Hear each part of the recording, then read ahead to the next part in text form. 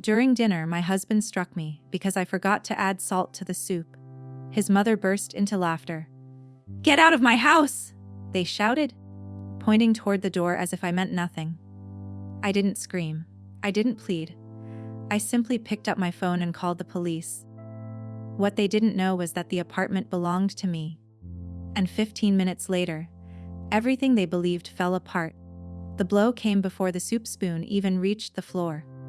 One moment, the dining room glowed with candlelight and the smell of roasted chicken. The next, my cheek burned as if fire had touched it, all because I had forgotten salt. My husband, Daniel, stood above me with his hands still raised, breathing heavily as though I had committed some unforgivable offense, instead of cooking dinner after a 12-hour shift. Across the table, his mother, Vivian, pressed a hand over her mouth, not because she was horrified, but because she was trying to hide her laughter. "Oh, Daniel," she said, wiping a fake tear from the corner of her eye. "You warned her so many times. Some women only learn through shame." I touched my cheek. My fingers shook, but my voice stayed steady. "Eat with soup," I whispered. Daniel leaned close enough that I could smell the wine on his breath. It was disrespect. For 3 years, I had allowed him to mistake my quietness for weakness. I had allowed Vivian to rearrange my kitchen, criticize my clothes, open my mail, and call me the charity case Daniel married. I had smiled when they mocked my modest work as a property consultant. I had remained calm when Daniel quit his finance job and said, "A wife should support her husband's dreams." There is a special kind of loneliness that comes from being insulted in rooms you paid for. You keep the lights on. You fill the refrigerator. You answer the emergency calls at midnight. Then you sit at your own table, while people who depend on you discuss you, as if you are a problem they inherited.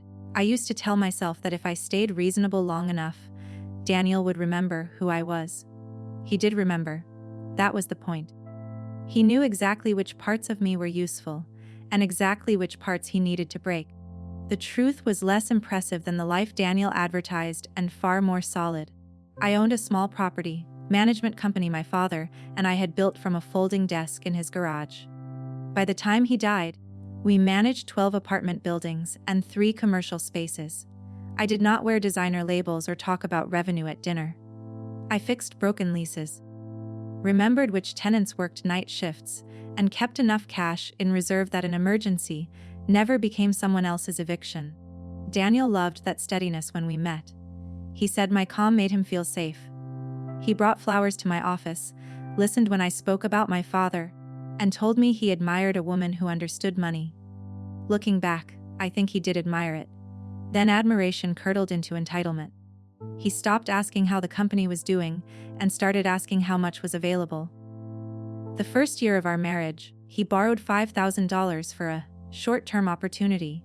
He lost it and cried in my kitchen. I forgave him. The second year, he opened a credit card using our address and missed 3 payments. I found out when a collection letter arrived. He blamed stress. I forgave that too. Vivian moved into the guest room after a plumbing problem at her condominium. The repair was supposed to take 2 weeks. She stayed 11 months. Within days, she was correcting the way I folded towels and telling Daniel that a wife should consider her husband's ambitions an investment. Whenever I objected, Daniel said she was old, lonely, and harmless. Harmless people do not test how much pain you will accept. Vivian tested quietly. She entered our bedroom without knocking. She moved my father's photographs into a drawer because they made the sitting room look mournful. She served Daniel dinner before I returned from work, then left my plate covered on the stove as if I were hired help arriving late. The first time Daniel shoved me, it was because I refused to guarantee a loan. He apologized before I hit the wall. That was his special talent, beginning the apology while the harm was still happening, as if saying sorry quickly enough could change the name of what he had done. I told no one. Shame grows very efficiently in private. I was the woman tenants called when locks failed and pipes burst. I solved problems for a living. Admitting I could not make my own husbands stop frightening me felt like confessing professional fraud.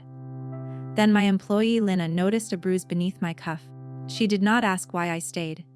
She gave me the card of a domestic violence advocate and said, "Prepared is not the same as disloyal." I carried that card for 3 weeks before calling. The advocate helped me understand that leaving safely required more than courage. Daniel had access to the apartment, my schedule, and parts of the company's system.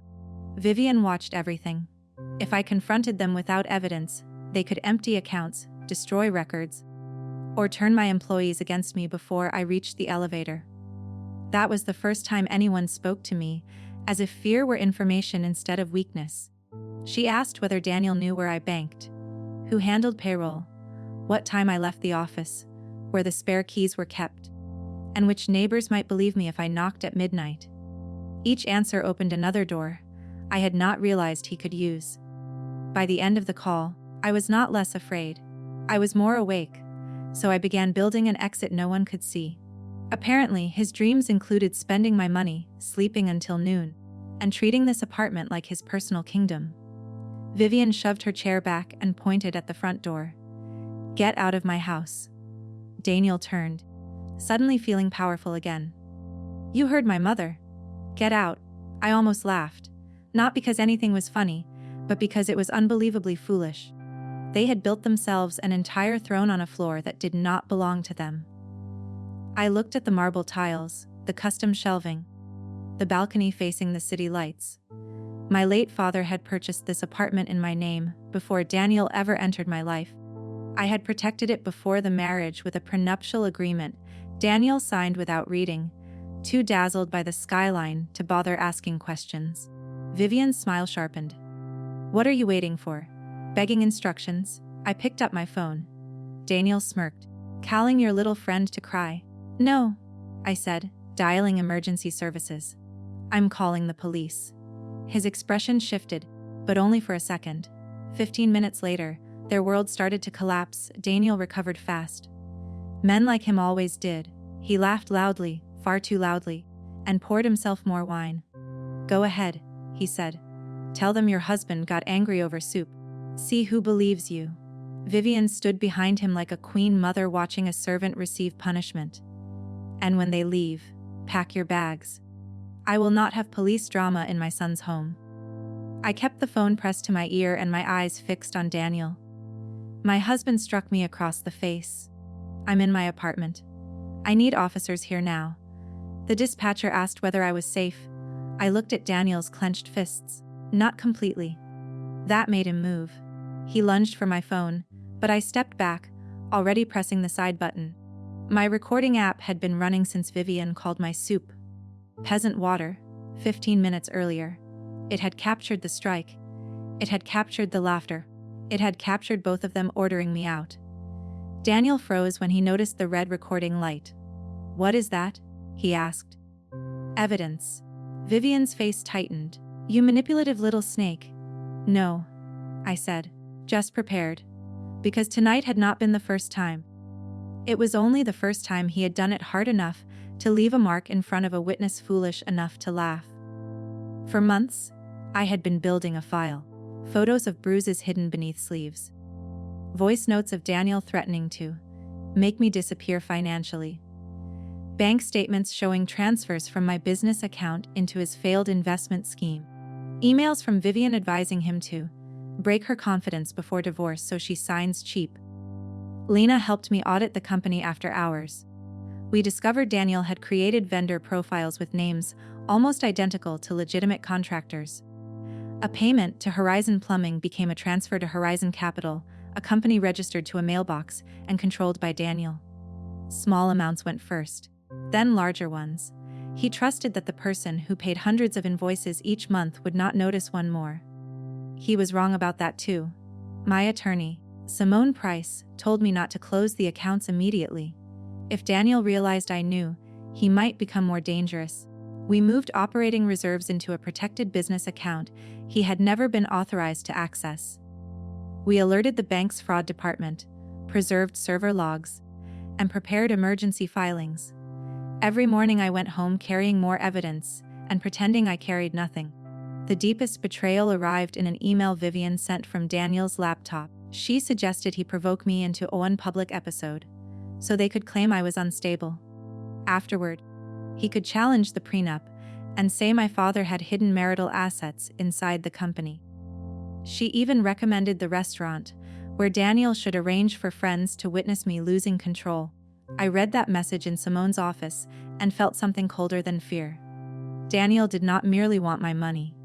He wanted my credibility gone first. "When are you ready to leave?" Simone asked. "When the apartment is legally safe and my employees cannot be punished for what he did." She studied me. "That may require waiting for him to make another move." I hated the answer, but I understood it. For the next month, I lived two lives. In one I cooked, worked, and listened while Vivian criticized the cost of groceries purchased with my card. In the other, I met advocates, changed passwords, copied documents, and arranged a safe room with a neighbor across the hall. I kept shoes and my identification near every exit. I learned to notice where Daniel stood when angry and whether his hands were empty. The family dinner was Vivian's idea. She invited 2 cousins and spent the afternoon polishing glasses, but both canceled before arriving. Daniel had been drinking since 4. By 7, only the 3 of us remained around a table set for an audience. When he complained about the soup, I saw Vivian watching him. Not surprised. Expectant. That was when I opened the recording app beneath the table. They believed the slap began the story. In reality, it ended their ability to deny it. They thought I was quiet because I was frightened. I was quiet because I was documenting. Daniel stepped nearer, lowering his voice. "End the call." "Claire." I lifted the phone higher. "Now." Vivian snatched my coat from the chair and threw it at me. "You came into this family with nothing." I smiled, and that scared her more than tears ever could have. "Vivian," I said, "do you know whose name is on the deed?" She blinked. Daniel barked, "Shut up." But I didn't. Not anymore. This apartment is mine. It was mine before the wedding. It stayed mine after the wedding. You are a guest here. And Daniel is about to become a defendant. For the first time that evening, Vivian's confidence fractured. Daniel opened his mouth, but no words came out. Then came the knock. 3 sharp sounds. The room went silent. 2 officers stood outside. I opened the door with my cheeks swelling, my phone still recording, and my heart steady as a judge's gavel. Daniel tried charm first. "Officers, this is a marital disagreement." I played the audio. The sound of the blow echoed through the dining room speakers like thunder. Vivian whispered, "Delete that." One officer looked at Daniel. "Sir." "Step away from her." Daniel laughed once. "This is my home." I handed the second officer a folder from the entry drawer. "Deed. Prenup." My ID, printed screenshots, copies of threatening messages. "No," I said. "It isn't." Daniel stopped laughing when the officer told him to turn around. "You can't arrest me in my own home," he snapped. The officer's voice remained flat. "You are being detained for domestic assault." Vivian rushed forward. "My son is an executive!" She provoked him. I looked at Daniel's stained shirt, his empty wine glass, and his mother's trembling pearls. "He hasn't been an executive for 9 months. Vivian slowly turned. Daniel's face went pale. That was the second reveal of the night, and it struck harder than the first. Daniel had been pretending to go to work every morning, leaving the apartment in suits I paid to dry clean, spending his days gambling with borrowed money, while telling his mother he was building an empire. I opened my tablet and showed Vivian the frozen accounts, the creditor letters, and the notice from my attorney demanding the return of funds he had taken without permission. "You knew he wanted my money," I said. "But you didn't know there was no money in his name left to save." Daniel twisted against the cuffs.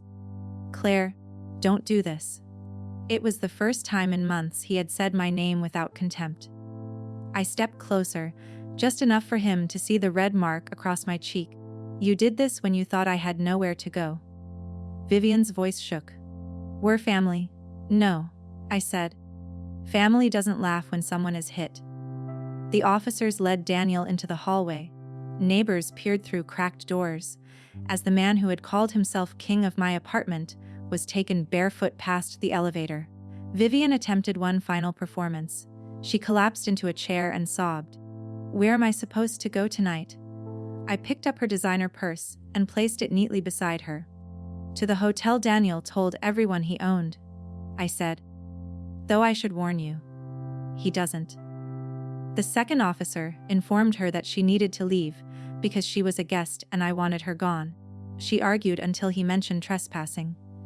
Then Vivian stood smaller than I had ever seen her and walked out without her laughter. By midnight, my attorney had the recording. By morning, Daniel had an emergency protective order, keeping him away from me in my apartment. By the end of the week, divorce papers were filed with evidence attached: assault, financial misconduct, coercive threats, and violation of the prenup. The first night alone, I did not feel victorious. I sat on the bathroom floor with an ice pack against my cheek and shook so badly I could hear my teeth touch. The apartment was silent, but my body had not received the news that danger was gone. Every sound in the hallway became Daniel returning. Every elevator bell tightened my chest. That is the part people rarely imagine when they tell you to just leave. They picture the door closing, the police report filed, the abuser gone, and they assume the air becomes easy. But terror has muscle memory. It keeps checking corners. It keeps replaying footsteps. It keeps asking whether safety is only the quiet before punishment learns a new route. Lena came over without asking whether I needed company. She brought soup from the deli downstairs. When she realized what it was, she looked horrified and started apologizing. I laughed until I cried. Then we poured the soup into the sink and ordered noodles. The following morning, Vivian filed a statement claiming I had attacked Daniel first. She said the slap was a reflex after I threw a glass. The recording contained no breaking glass, but she assumed accusation and evidence carried equal weight if delivered confidently enough. Then the neighbor across the hall contacted police. Mrs. Alvarez was 72 and heard more through our shared wall than I realized. She had kept a handwritten log because Daniel's shouting frightened her grandson. Dates, times, the sound of objects hitting walls. Twice she had seen me leave wearing sunglasses after dark. Security footage from the lobby showed Daniel following me into the elevator during an earlier argument and blocking the doors when I tried to step out. Building staff provided incident reports. Vivian had persuaded them not to send me. Each new record joined the others until the picture no longer depended on my word against theirs. Daniel violated the protective order on the 6th day. He called from a borrowed number and left a message saying he could forgive me if I withdrew the complaint and transferred enough money to stabilize our future. The detective listened twice. He thinks this is negotiation, she said. He thinks everything is negotiation. The violation revoked his release. For the first time, Daniel encountered a boundary he could not charm his way around. The financial case widened next. Horizon Capital connected to 3 other shell vendors and a private gambling account. Daniel had lost nearly $400,000. Much of it stolen from my company. He had also shown Vivian false statements claiming the investments were profitable. She had laughed at my salary while praising wealth that existed only as numbers her son invented. At a preliminary hearing, Daniel's attorney argued that transfers between spouses were misunderstandings, not theft. Simone placed the corporate authorization records beside the prenup. Daniel had signed both. My company was separate property. His access was limited to viewing household distributions. Every payment he initiated required a credential he obtained by photographing a password from my locked desk. The judge froze his remaining accounts and ordered a forensic examination of his devices. Vivian stopped calling me a charity case after investigators found my money had funded nearly everything she considered evidence of her son's success. The criminal assault case ended with a plea. Daniel admitted the strike and the protective order violation in exchange for a reduced sentence, mandatory intervention treatment, and probation after release. The fraud charges remained separate. He resisted those until prosecutors recovered the email where he told Vivian that once I was publicly discredited, the company will finally be ours. He pleaded guilty the following week. The plea hearing was the first time I saw Daniel after the night of the soup. He wore a county-issued shirt beneath a borrowed jacket and kept turning toward the gallery, searching for Vivian. She arrived late and sat where he could see her. When the judge asked whether he understood the charges, Daniel said yes. When asked whether he had struck me, he paused long enough for his attorney to touch his sleeve. Then he admitted it. There was no dramatic apology. Court is rarely built for emotional completion. It establishes facts, assigns consequences, and moves to the next case. I had spent months imagining that hearing his admission would release something inside me. Instead, I felt tired. Outside, a reporter asked why I had stayed after the earlier incidents. The question was framed politely, but it still placed the mystery inside my behavior rather than Daniel's violence. I stayed because leaving safely required preparation. I said. The better question is why he believed marriage gave him permission to make preparation necessary. That answer appeared in the local paper. 3 women contacted Simone's office afterward. One recognized her own husband's vendor fraud. Another asked how to protect a lease.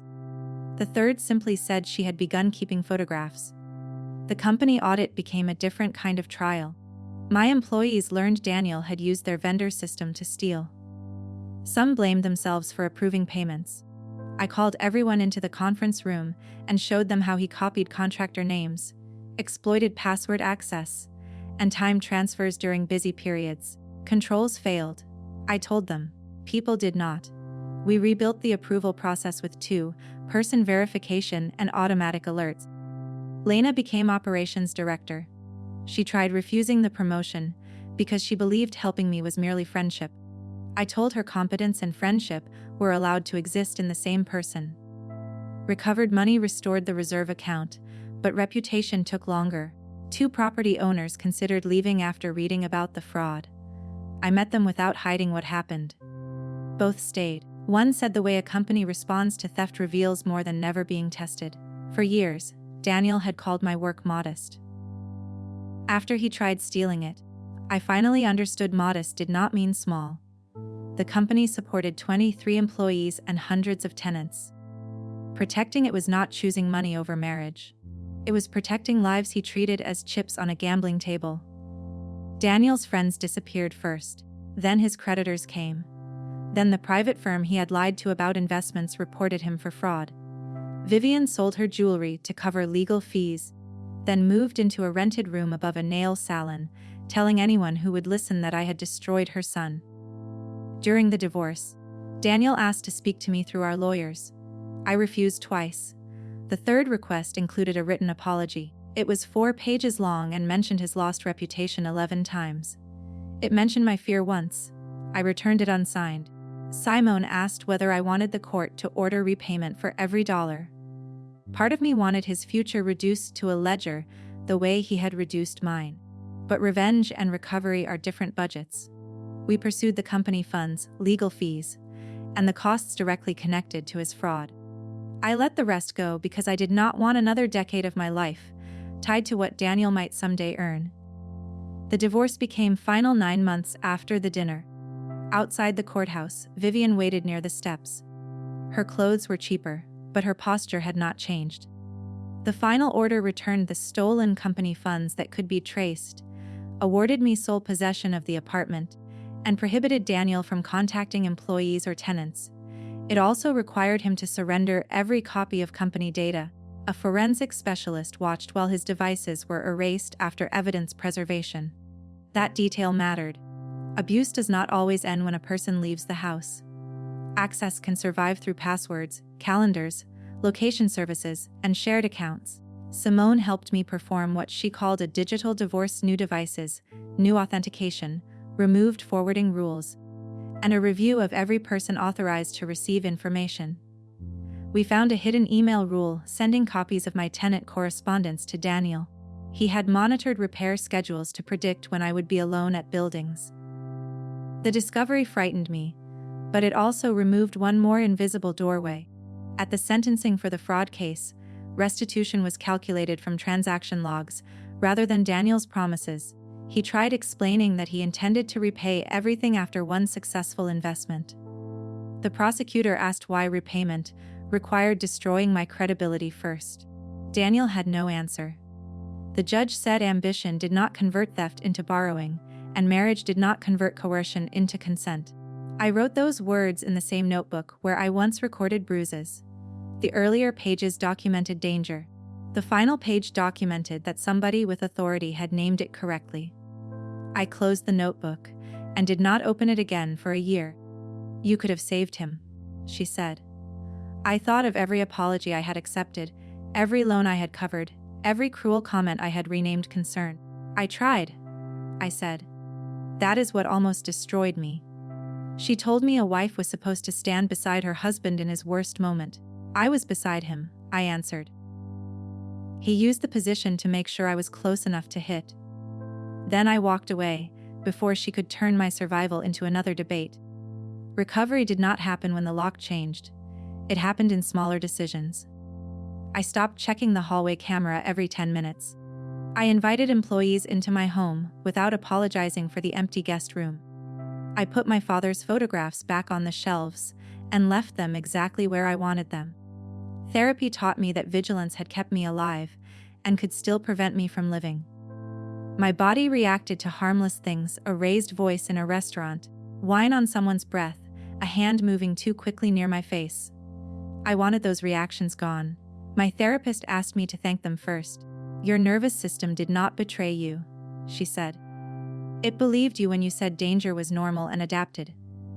Learning safety meant providing new evidence slowly. Doors stayed locked. Friends announced themselves. Nobody criticized the time it took me to answer. Eventually, the elevator bell became an elevator bell again. I replaced the dining table. The old one was beautiful, but every mark carried a memory I did not need to prove I had survived. Mrs. Alvarez helped choose a round table with no seat at the head. Lena assembled it badly, and we had to start over after discovering 2 legs were reversed. Our first dinner around it included too much food and no soup. Halfway through dessert, the lights flickered. Everyone froze because they knew sudden darkness frightened me. I looked around at the faces waiting for my lead and realized concern no longer felt like control. "Keep eating," I said. "The building generator will start." It did. 6 months after the divorce, a letter arrived from Daniel's treatment program. This apology was shorter. He wrote that he had spent years believing pressure was leadership, and provision entitled him to obedience. He said Vivian taught him those lessons, but he chose to keep using them after he knew the harm. For the first time, the letter contained no request. I placed it in the evidence box, not the drawer where I kept personal correspondence. Maybe he meant every word. His growth did not require my participation, and my healing did not require doubting it. Vivian wrote too. Her letter blamed alcohol, gambling, my secrecy, Daniel's shame, and modern marriage. She included a recipe for properly seasoned soup. I gave the letter to Simone and kept the recipe only long enough to tear it in half. I also began volunteering with the advocate who helped me. Not as an expert. Survival does not make anyone an expert in another person's danger. I reviewed leases, ownership records, and business documents for people whose partners used financial confusion as a cage. Sometimes the most useful thing I could say was simply, "This account is yours," or "His name is not on this deed." I learned to watch faces when those sentences landed. Some people looked relieved. Some looked frightened because a fact on paper meant a decision could no longer be postponed forever. I never pushed. I remembered how long I had needed to hear the same truth before I could touch it without flinching. Evidence can open a door, but a person still has to decide when it is safe to walk through. One client reminded me painfully of myself. She owned a bakery. While her husband described her work as a hobby and borrowed against equipment without permission, she arrived carrying receipts in a grocery bag and apologized for wasting my time. We spread the papers across a table. The pattern appeared within an hour. When I explained that the business belonged to her and the loan signatures could be challenged, she did not celebrate. She cried because relief often reaches the body through the same door as grief. Months later, she sent a photograph of her bakery's new lock. No message. None was needed. That photograph changed the way I understood justice. Court orders matter. Sentences matter. But sometimes justice is also a person realizing the door can close behind danger and still open for everyone safe. Mrs. Alvarez came to dinner once a month. The first time, she stood in my kitchen looking worried and asked whether soup would be all right. I told her only if she let me season it. We laughed. and the sound did not hurt. I made my father's soup, the one he cooked during winters when money was thin. I forgot the salt until Mrs. Alvarez tasted it. She slid the shaker toward me without comment. For 1 second, memory placed Daniel behind my chair and Vivian across the table. Then the room returned. Mrs. Alvarez was telling a story. Lena was reaching for bread. Nobody was angry. Nobody believed an imperfect meal was an act of disrespect. I added salt because I wanted to, not because fear demanded it. She was wrong. I had saved myself. 6 months later, I ate dinner alone on my balcony. The soup was warm, fragrant, and perfectly salted. The city sparkled beneath me like a promise. My cheek had healed. My name remained on the deed. My company had grown. My home was quiet. When the wind moved through the curtains, I raised my spoon and smiled. No shouting, no fear, no one pointing toward my door. Only peace, and the beautiful sound of a lock that belonged to me. I once thought justice would sound like a courtroom declaring that I had been right. In the end, it sounded much simpler, my own key turning in my own door, and no one inside demanding that I leave. If you know someone who needs to hear this, share this video with them. Thank you for being here. Drop a comment, hit subscribe, and I'll see you in the next one.